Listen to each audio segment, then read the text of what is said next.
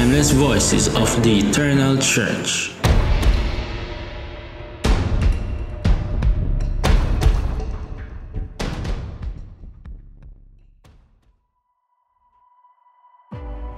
Martyrs under Nero. Rome 64 to 67, honored June 30. Whether or not the fat little emperor with matchstick legs and light blue eyes sang his poem, The Sack of Troy, as he watched Rome burn was not the issue. Nero had often made a fool of himself by publicly singing and playing the lyre at his famous orgies. The issue was, had he set the fires that broke out in the merchant district of the city on the night of July 1864. That's what people were saying concerning the conflagration that roared for 6 days and 7 nights, destroying 70% of the city and killing multitudes. They said he had the fires lit so he could rebuild the city to his fancy with wide avenues and magnificent edifices in his honor. The rumors were harder to put out than the fires had been. Nero opened the field of Mars, including Agrippa's public buildings and even his own gardens to house the homeless. He brought food from Ostia and neighboring towns and cut the price of corn to a fraction of its former rate.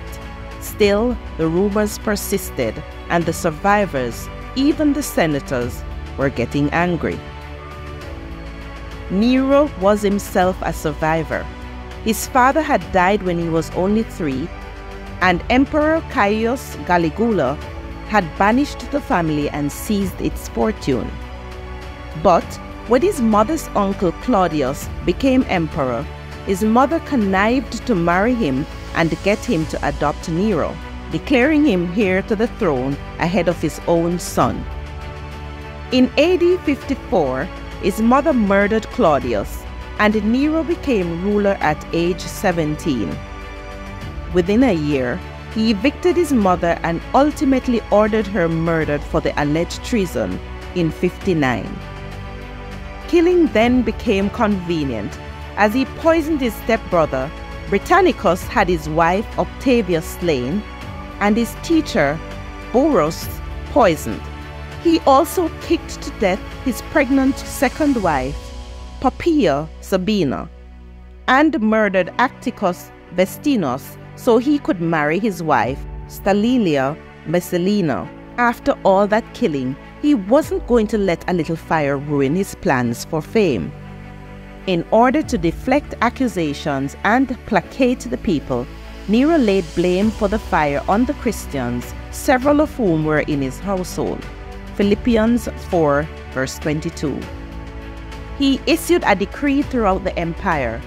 If anyone confesses that he is a Christian, he shall be put to death without further trial as a convicted enemy of mankind. The eyewitness report of the Roman historian Tacitus in his Annals is significant as one of the first mentions of Christianity in a non-Christian source. First, those were seized who admitted their faith, and then, using the information they provided, a vast multitude were convicted. Not so much for the crime of burning the city, but because they were widely hated. In perishing, they were additionally made into sports.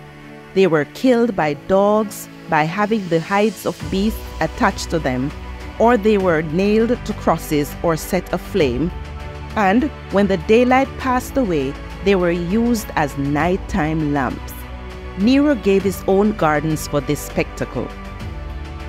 Among the vast multitude, Peter and Paul were said to have been martyred in Rome under Nero. Philemon J. Van Brack, in his Martyrs mirror, claims the following familiar believers joined them in making their ultimate witness. Aristarchus, Paul's fellow prisoner, Colossians 4, verse 10. Epaphras, a fellow servant of Christ, Colossians 4, verses 12 to 13. Priscilla and Aquila, fellow laborers with Paul, Romans 16 verses 3 to 4. Andronicus and Juina, Paul's relatives and fellow prisoners. Romans 16 verse 7. Silas, who had been in jail with Paul and Judas. Acts 15 verses 27 and 34 and 16 verses 19 to 39. And Onesiphorus, a friend of Paul, 2 Timothy 1 verses 16 to 18 and 4 verse 9. Up from the ashes. From the ashes of the city rose a more spectacular Rome. A city made of marble and stone with wide streets, pedestrian arcades, and ample supplies of water to quell any future blaze. In 68 AD, the city was finally freed from Nero when he committed suicide. But from the ashes of the martyrs rose a church that could never be destroyed. Now I, Jesus, say to you that you are Peter, and upon this rock I build my church, and all the powers of hell will never conquer it. Matthew 16 verse 18.